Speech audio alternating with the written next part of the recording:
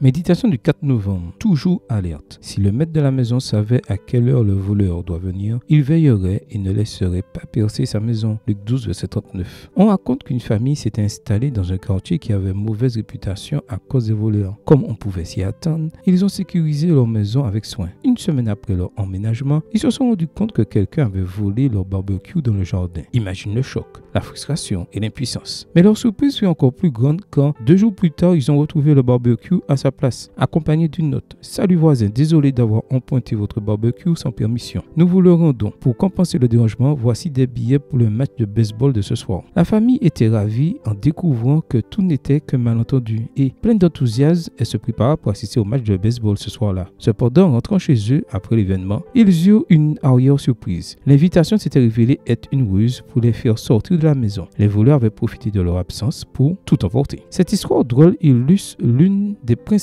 comparaisons que le Nouveau Testament utilise pour faire référence à la seconde venue du Christ. Il sera comme un voleur dans la nuit. Malheureusement, de nombreux chrétiens sincères ont mal interprété cette comparaison et croient que Jésus viendra secrètement comme un voleur et enlèvera son peuple sans que personne ne s'en aperçoive. Mais les textes qui comparent le retour de Christ à un voleur dans la nuit font en réalité allusion à l'élément surprenant de cet événement et nous invitent à toujours être vigilants, à veiller pour que cet événement ne nous surprenne pas. Le Christ n'a pas besoin de t'enlever secrètement après être mort publiquement pour toi sur la croix du calvaire. Il viendra dans les nuits. Tout le monde le verra. Voir Apocalypse 1, verset 7. Mais comme nous ne savons pas quand cet événement attendu se produira, le mieux que nous puissions faire est de mettre en pratique les paroles de Jésus lui-même lorsqu'il dit « Voici, dit le Seigneur, je viens comme un voleur. Heureux celui qui reste éveillé et garde ses vêtements pour ne pas aller nu et laisser voir sa honte. » Apocalypse 16, verset 15. Amen. Bonne journée à toi et que le Seigneur te bénisse.